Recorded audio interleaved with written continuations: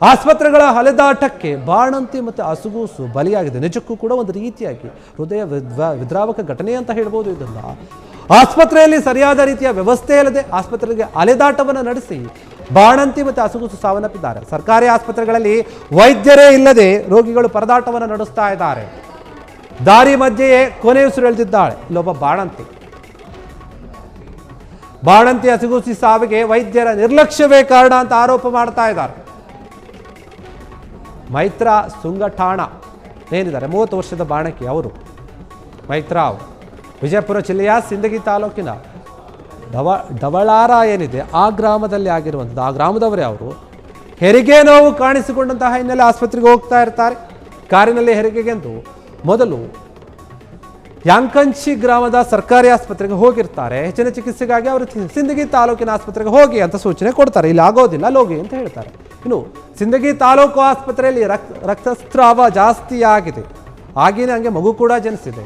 ರಕ್ತಸ್ರಾವ ಜಾಸ್ತಿ ಆಗಿ ವೈದ್ಯರೇ ಇಲ್ಲದೆ ನರ್ಸ್ಗಳೇ ಅಲ್ಲಿ ಚಿಕಿತ್ಸೆಯನ್ನು ಮಾಡಿದ್ದಾರೆ, ಟ್ರೀಟ್ಮೆಂಟ್ ಕೊಟ್ಟಿದ್ದಾರೆ. ತಕ್ಷಣವೇ ವಿಜಯಪುರ BLD ಆಸ್ಪತ್ರೆಗೆ ಹೋಗಿ ಅಂತ ಹೇಳಿ ಸಲಹೆ ಕೊಟ್ಟಿದ್ದಾರೆ, ರವಾನೆ ಕೂಡ ಮಾಡಿದ್ದಾರೆ. ಸಿಂದಗಿಯಿಂದ ವಿಜಯಪುರ ಆಸ್ಪತ್ರೆಗೆ ಸಾಗಿಸುವಾಗ ದಾರಿಯ ಮಧ್ಯೆ ಬಾಣಂತಿ ಸಾವನ್ನಪ್ಪಿದ್ದಾಳೆ. ಬಾಣಂತಿ ಹಸುಗೂಸು ಸಾವಿಗೆ ವೈದ್ಯರ ನಿರ್ಲಕ್ಷ್ಯವೇ ಕಾರಣ ಅಂತ ಆ ಕುಟುಂಬಸ್ಥರು ಆಕ್ರೋಶವನ್ನು ವ್ಯಕ್ತಪಡಿಸ್ತಾ ಇದ್ದಾರೆ, ಆರೋಪ ಮಾಡ್ತಾ ಇದ್ದಾರೆ. ನಮ್ಮ ಜನ ಸರ್ಕಾರಿ ಆಸ್ಪತ್ರೆ ಹೋಗೋಕೆ ಯಾಕೆ ಹೆದರುತ್ತಾರೆ ಅನ್ನೋದು ಇದಕ್ಕೆ ಒಂದು ನಿರ್ದಿಷ್ಟವಾದಂಥ ಕಾರಣ ಇಲ್ಲೇ ಇದೆ. ಒಂದು ಸಾಕ್ಷಿ ಇದೆ.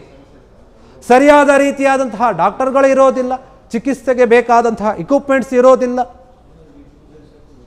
ಎಲ್ಲವೂ ಇದ್ರೂ ಕೂಡ ಅಲ್ಲಿನ ವಾತಾವರಣ ಸರಿ ಇರೋದಿಲ್ಲ, ಅಥವಾ ಅಲ್ಲಿನ ಡಾಕ್ಟರ್ಗಳು ಸರಿ ಇರೋದಿಲ್ಲ. ಸರಿಯಾದ ರೀತಿಗೆ ಅಂದರೆ ಸರಿಯಾದ ಸಮಯಕ್ಕೆ ಆಸ್ಪತ್ರೆಗೆ ಕೂಡ ಬರೋದಿಲ್ಲ.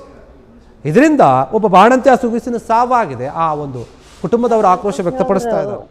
ಅದು ಮುಂದೆ ಹೆಂಗಾದ್ರೆ ಸಿಸ್ಟರ್ ಇಲ್ಲ ನಾರ್ಮಲ್ ಆತು ಬಾಣೆತನ ಎದುರ್ತನ ನೀವು ತಿರ್ಗಾಡ್ಸಲಕ್ ಹಚ್ಚಿರಿ, ತಿರ್ಗಾಡಕ್ಕೆ ನಾವು ತಿರ್ಗಾಡ್ಸ್ಲಕ್ ಹಚ್ಚಿರಿ.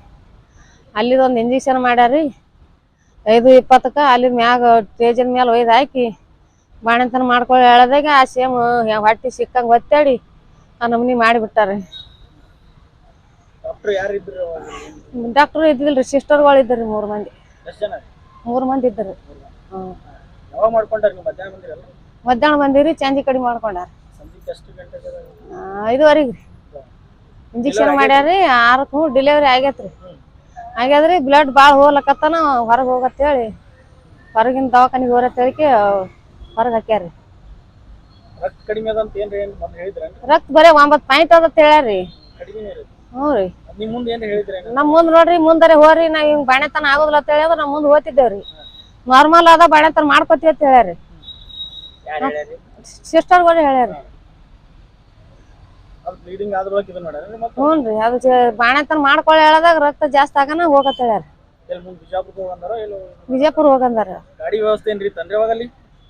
ಅದೇ ರೀ ಆಂಬುಲೆನ್ಸ್ ಒಂದು ಕೊಟ್ಟಿದ್ರಿ. ಇಲ್ಲೇ ಮಂಗಳಾಯದಲ್ಲಿ ಇಲ್ರಿ. ಗರ್ಭಿಣಿಯರಿಗೆ ಅಂತ ಒಂದು ಆಂಬುಲೆನ್ಸ್ ಅದರ ಇಲ್ಲಿ ಕೊಡ್ಲೇಬೇಕಂತ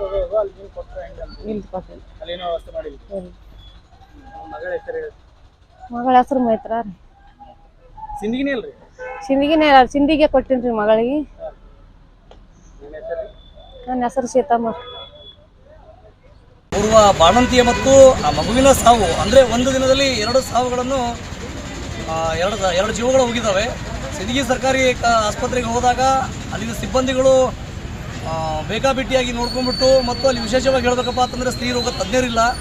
ಸ್ತ್ರೀ ರೋಗ ತಜ್ಞರ ತಂದು ನೇಮಕ ಮಾಡಿರಿ ಅಂತೇಳಿ ಸುಮಾರು 2018 ಇಸ್ವಿ ಮತ್ತು 16 ಇಸ್ವಿಯಲ್ಲಿ ನಾನು ಲಿಖಿತ ರೂಪದಲ್ಲಿ ಮತ್ತು ಮೌಖಿಕ ರೂಪದಲ್ಲಿ ಮನವಿ ಮಾಡಿದ ಸದ್ಯಕ್ಕೆ ಇವತ್ತಿನ ಸದ್ಯಕ್ಕೆ ಒಂದು ವಾರದಲ್ಲಿ 2 ಸಲ ಮಾತ್ರ ಬರ್ತಾರೆ. ಅದು ನಾಮಕವಾಸ್ತೆ ಬರ್ತಾರೆ, ಬಂದ್ಬಿಟ್ಟು ನೋಡಿ ಹೋಗ್ಬಿಡ್ತಾರೆ.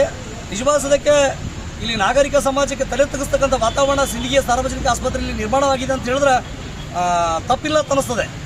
ಈ ವಿಚಾರ ಸಂಬಂಧಪಟ್ಟ ಹಾಗೆ ಬಡವರ ಜೀವದ ಜೊತೆ, ಬಾಣಂತಿಯರ ಜೀವದ ಜೊತೆ ಆಟ ಆಡ್ತಾ ಇದ್ದಾರೆ. ಇವತ್ತು ಸ್ಥಳೀಯ ಜನಪ್ರತಿನಿಧಿಗಳು ಹೇಳ್ತಾರೆ ಇಲ್ಲಿ ವ್ಯವಸ್ಥೆ ಚೆನ್ನಾಗಿದೆ, ಅಂಥ ಸಲಕರಣೆ ತಂದೀವಿ, ಇಂಥ ಸಲಕರಣೆ ತಂದೀವಿ ಅಂತ ಹೇಳ್ತಿದ್ದಾರೆ. ವಾಸ್ತವದಲ್ಲಿ ಇವರು ನಾಗರಿಕ ಸಮಾಜಕ್ಕೆ ಸೇವೆ ಒದಗಿಸುವಲ್ಲಿ ಜನಪ್ರತಿನಿಧಿಗಳು ಒಳಗೊಂಡಂತೆ ಜಿಲ್ಲಾ DHO ಆಗಿರ್ಬೋದು, ತಾಲೂಕಿನ THO ಆಗಿರ್ಬೋದು, ಚೀಫ್ ಮೆಡಿಕಲ್ ಆಫೀಸರ್ ಅವರು ಸಂಪೂರ್ಣವಾಗಿ ವಿಫಲರಾಗಿದ್ದಾರೆ.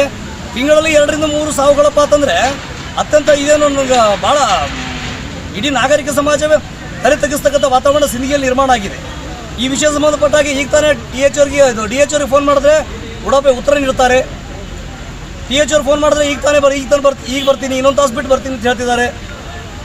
ಮತ್ತು ಅಲ್ಲಿ ಚೀಫ್ ಮೆಡಿಕಲ್ ಆಫೀಸರ್ ಸದ್ಯಕ್ಕೆ ಇಲ್ಲಿ ಆಸ್ಪತ್ರೆಯಲ್ಲಿ ಇರೋದಿಲ್ಲ.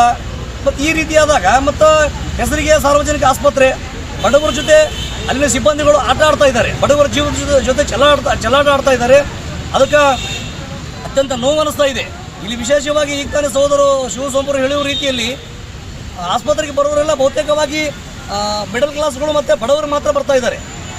ಯಾಕಪ್ಪ ಅಂತಂದ್ರೆ ಒಂದು ಕಡೆ ಪ್ರೈವೇಟ್ ಹಾಸ್ಪಿಟ್ಲಿಗೆ ಹೋದಪ್ಪ ಅಂತಂದರೆ 60,000ರಿಂದ 1,20,000 ರೂಪಾಯಿ ಕೊಡಬೇಕು.